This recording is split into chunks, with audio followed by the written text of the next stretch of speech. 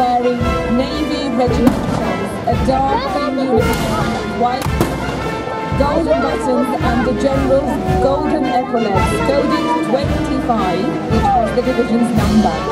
His officer's hat was a golden braid, also signalling the rank of a general.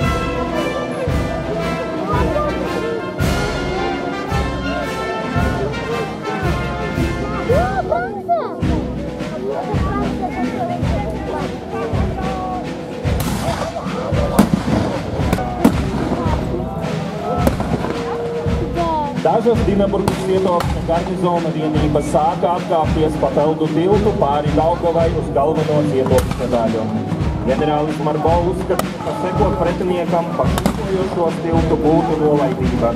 Tomēr klāt pieejāja maršals Udīno un iesaustās drosmīgie tās tilta atgriezties un atkāpties no tilta.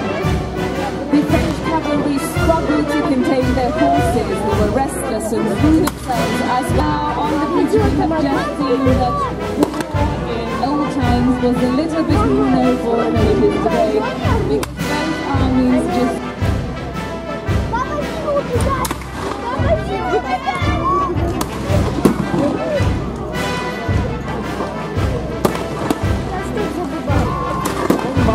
Ģenerālmajors Mekelis savam adjutantam viņš palīdz personiski, kas ir liels gods kungam. Well done, Major General Ekal. He's helping his aide, which was a great honor.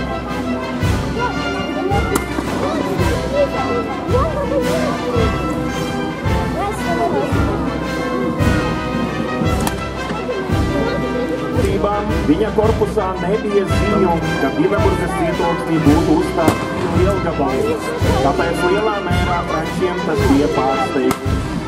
Marbo later recalled that his corps had nothing, but the fortress had any cannons, so the French were caught by surprise.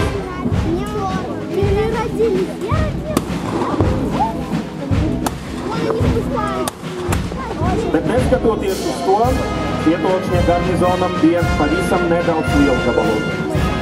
Despite that, the garrison had very few cannons all the time. Un tādā veidā liekot pretiniekam, kas ieguva nosaukumu 1805. gada sistēma. Stobri kļuva vieglāki, lafetes pārveidoti. Rezultātā lielgabalu pārvadāšanai samazinājās zirgu skaits. Tā 12 māksņas smago lielgabalu pārvadāja 8 zirgi, bet mazākus lielgabalus 6 zirgi. Lādēšana